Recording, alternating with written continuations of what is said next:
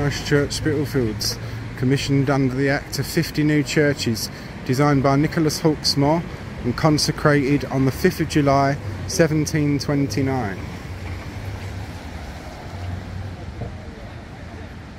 Snap! Picture of that. Now we have a look around here. Oh, my feet are killing me. I got big steel toe cap boots on today because I know I was doing a lot of churches and I'm always banging my feet and smashing my toes up and stuff, and it hurts. So I thought today I would not do that.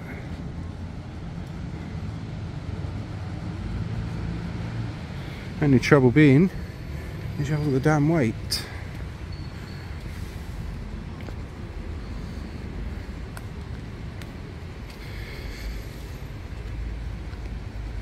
Oh, it's full of mud and yuckiness, but there we are. John Hardcastle. Elizabeth, his wife. Elizabeth, daughter of the above. Also Mary, daughter of the above. John Hardcastle died October the 7th, 1828, aged 41. Sorry, I get carried away, sorry. I'm bad with that. I do know it. Trying to get on back on this path. I do hope I'm not treading on people's gravestones, which I fear I may be, but there we are. Ugh. Once I've put this one on as the tour of the market and whatnot, tour of market and churchyard, I will render it down, or do what Rob calls the mergation period, and this will tag on for my church tour. John Richard Good, G-O-O-D-E. Also Matilda Priscilla Good, daughter of the above. John Good, he died in March 1814, that looks like, in the 38th year of his age. Daughter died March 1844. Ah, he's his 1844 as well. He died in March 1844. His daughter died in March 1844. Then you've got also Mr. John Good, father of the above, Mr. John Richard Good, who died the 3rd of December 1849 in the 78th year of his age. And then you've got also,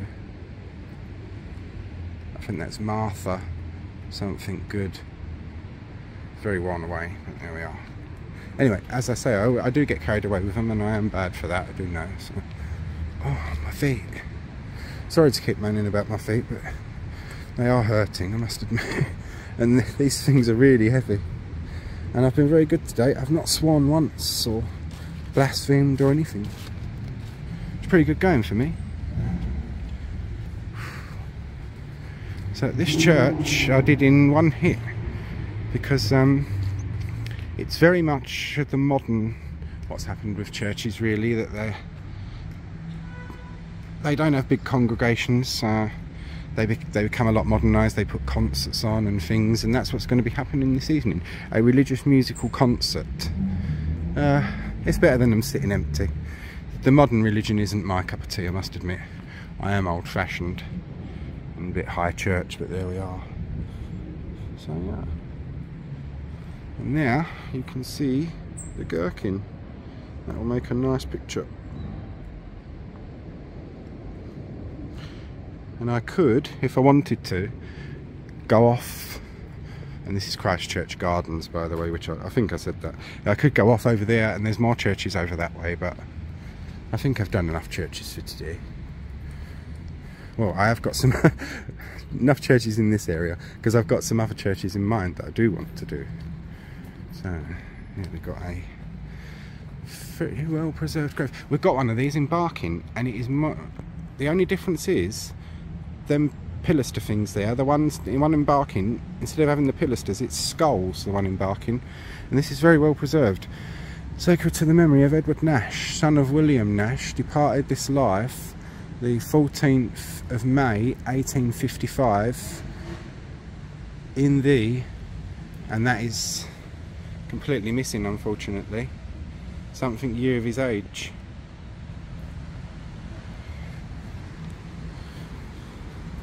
It's up, some poor homeless beggar's been sleeping there, poor sod.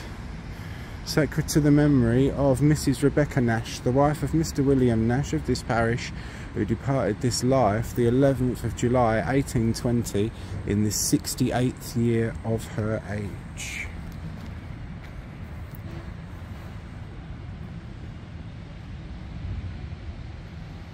Yeah. And check the other side because there'll be an inscription on that one too. Ah, it's Mr. William Nash himself. Sacred to the memory of Mr. William Nash, who departed this life September the 30th, 1835, aged 75 years. Also of James Nash, grandson of the above, who departed this life January the 18th, 1843, aged 17 years.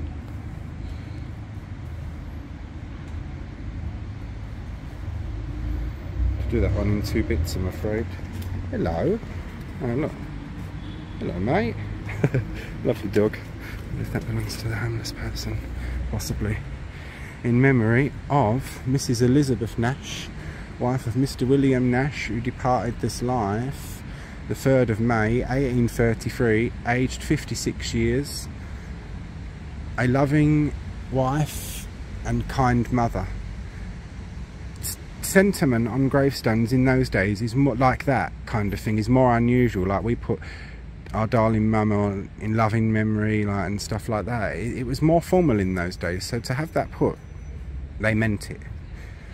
Also to the memory of Mrs. Rebecca Welch, formerly the wife of Mr. William Henry Stone, daughter of Mr. William and Mrs. Rebecca Nash, who departed this life on the 16th of February 1856 in the 68th year of her age. Now it says formerly the wife of, so don't know whether she was his widow or they've had a separation now.